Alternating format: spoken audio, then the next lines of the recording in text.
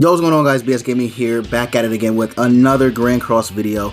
So in this video, I'm just gonna go over the units that I personally am hyped for and that I think might be not game changing, but I think they might be more fun for the game than the units we have now. Maybe not so much Lost Vein, but any of the other units.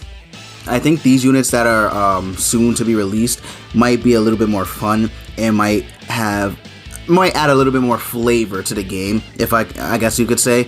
But yeah, I'm just gonna go over the units that I think personally might be the most enjoyable. They might not be the best units, but they are definitely probably the most fun units, in my honest opinion. So yeah, without further ado, let's just get into it. So I'm gonna scroll down, and the first one I think that might be the most fun is Droll. Personally, I think both the Drolls are pretty fun because they each have a unique commandment which allows them to increase basically the resistance. Where is it? Yeah, the resistance of an enemy or ally that receives skill or damage from skills in PvP by 30% for 3 turns.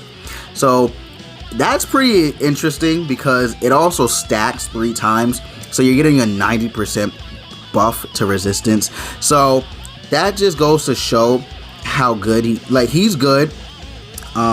Personally, I think he is, but that just goes to show you how crazy this unit is, because the battle can go on for a long time, right? This is the green one. The blue one, I believe, is the better of the two, right? So yeah, both Drolls are pretty interesting in that regard, and I think this Droll is the better of the two.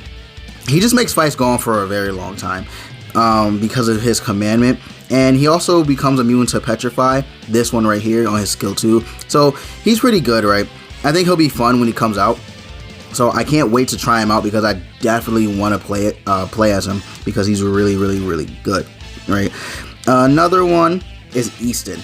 Both the Eastons. Now, Easton is a character that is useful no matter, okay, I wouldn't say no matter what content, but she is useful in various different areas of content because she is a very good support character. She increases attack related stats of all allies by 15%, 20%, and 30% respectively, depending on the ranks, right? So she is a really fun character. When she comes out, I definitely will be summoning on her because I do want to see how good she is in PvP and PvE, right? And I just want to see her overall usage and support when it comes to the team building. But yeah, she's really fun. I've seen videos on her being used a lot, and it's speculated that she might actually be coming out. She might come out Tuesday, right, of this week, but we don't know, right? We don't know exactly who's coming out because we don't have the patch notes yet. But when we do get them, it should be Easton, but I don't know how global works anymore. Global schedule is a little weird, so I don't know. But assuming it's Easton, she will be featured on her banner, and she'll be basically guaranteed for 300 gems, right? You know, the usual OC character banners. But yeah, so again, Easton is a character that this one especially, I'm ready for her because she's she's not broken, but she is very good because she has this skill 2 right here, which disables recovery, prevents ultimate move gauge from filling up on all enemies, and then it also decreases attack by 20% at rank 3. So she does 3 debuffs, which is insane if you get the rank 3 on her skill 2.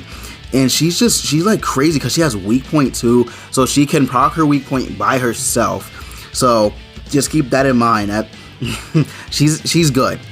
She's good. And when she comes out, I will definitely be on her because I want her. She's really good. Her passive is it's not the craziest, but it does work with her because it increases all allies' pierce rate, crit chance, and crit damage by 50% per debuff on enemies. And like I said, she gives 3 debuffs off rip if you get the rank 3, 2 on rank 2, and 1 on rank 1. So again, she's really good though. Used alongside, I believe, Gauther, she's amazing. So yeah, definitely gonna be summoning for her when she does come out, along with the blue variant of her. Alright, so then we get to the next one. Now these units I really want to come to the game. These units I really want to come to the game. Is this it? Yeah, okay. So we have Red Princess Elizabeth. Now she's a little weird because I don't know how how her skills work, but I'm assuming you get to pick the ally that gets healed. If not, it's kind of like not pointless, but kind of like dumb. But I'm assuming you'll get to pick.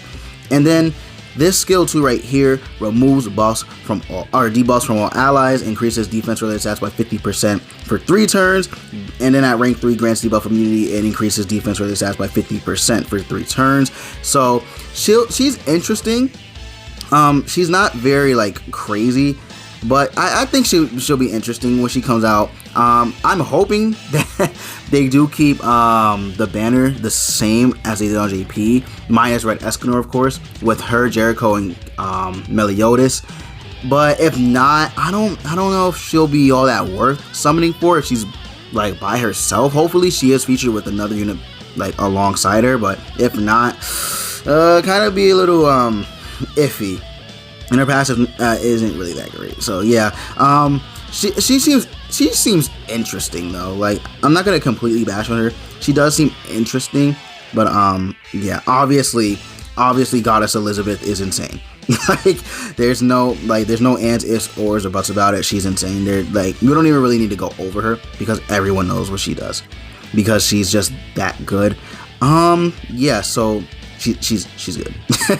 she's good. You guys know she's good. All right, so let's go ahead and continue.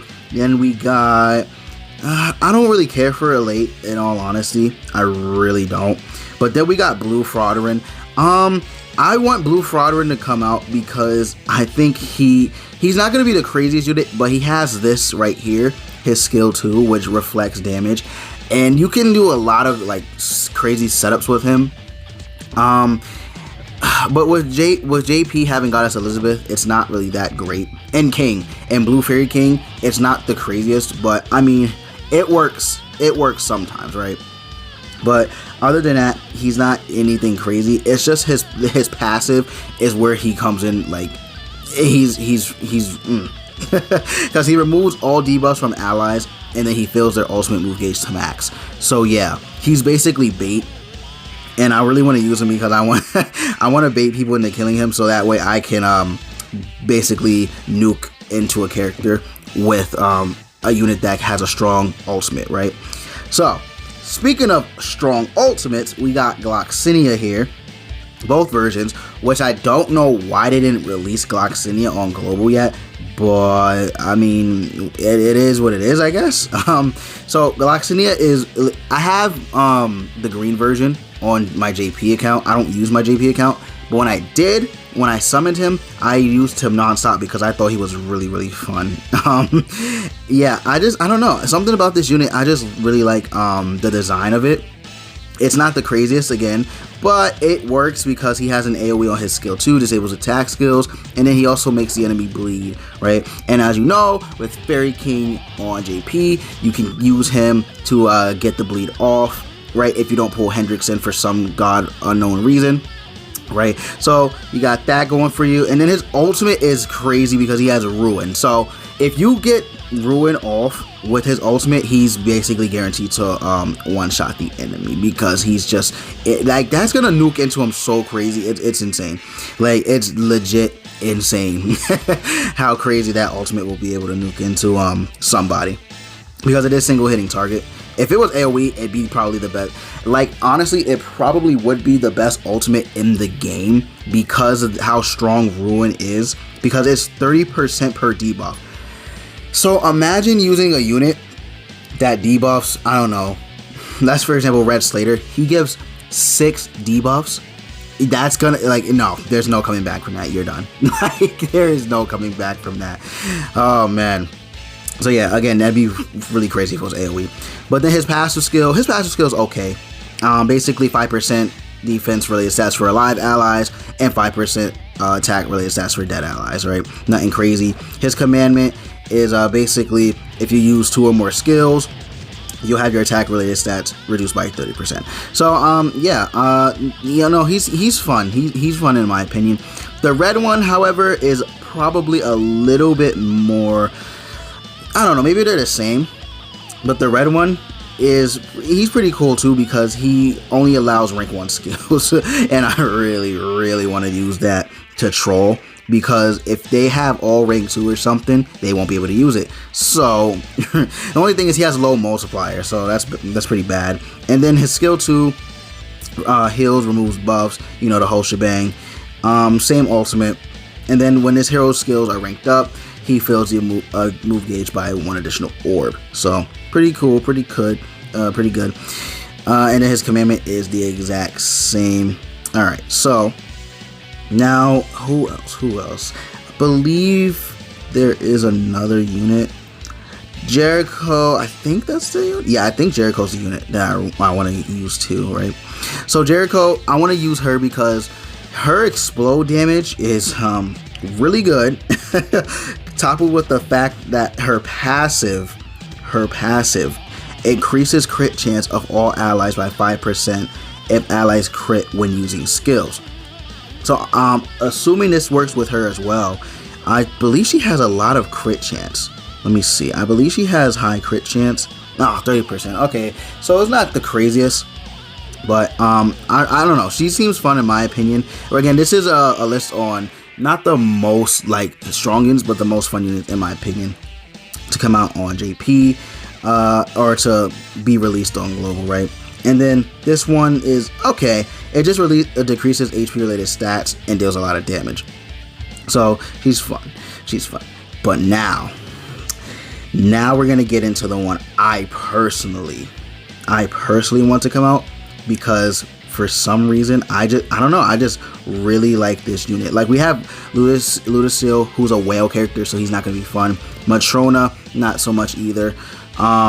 But this bad boy right here, man.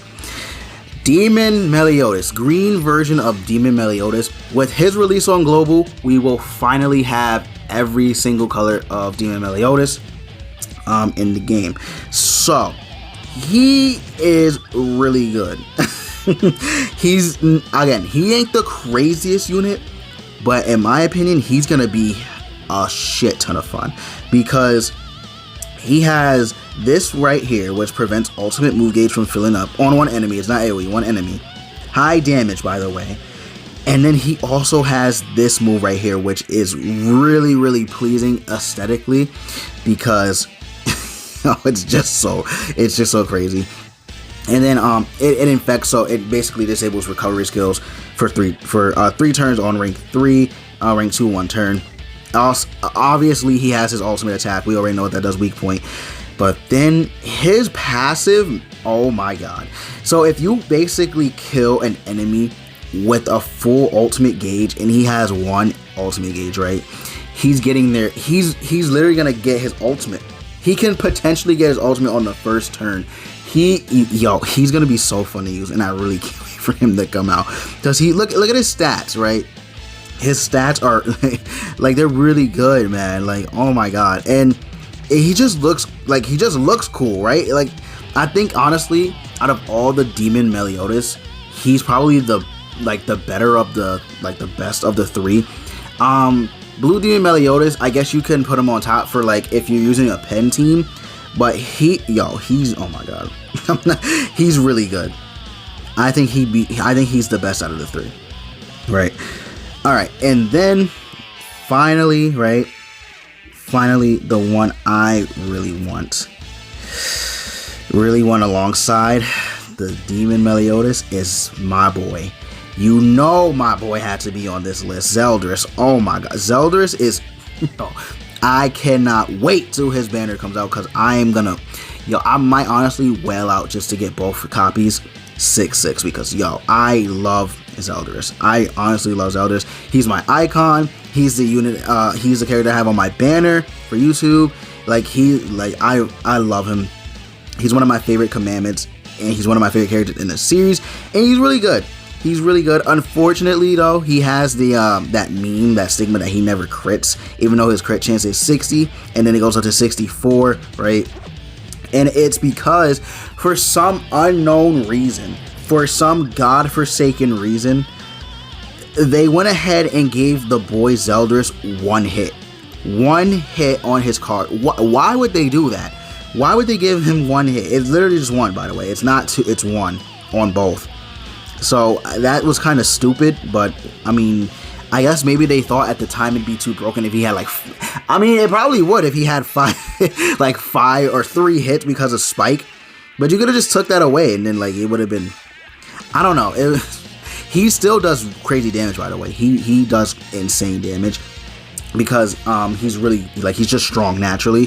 So if he gets a crit off, it's over. It's legit over. And then Despair, which Levi has on global, he'll have, so he'll be able to heal himself if he gets a crit off, and then increases crit damage again by 30% when his ultimate gauge is depleted by one, right? So yeah, Zeldris is really good. And then he combines this with his commandment, and he depletes his ultimate gauge by 1 himself. So both versions of Zeldris are really good, and I really want both of them to come because I love Zeldris. I don't know, I just love Zeldris. I like his design, I like his kit, I like his character, I just like everything about this unit and character in the show. But yeah, that's pretty much it. Those are pretty much all the units that I personally want to come to JP or come to global that are on JP, because I really want to use them. So yeah, there's none else I can really say. So if you guys did enjoy the video, consider leaving a like, comment, and subscribe for more Grand Cross content, and I will see you all in the next video.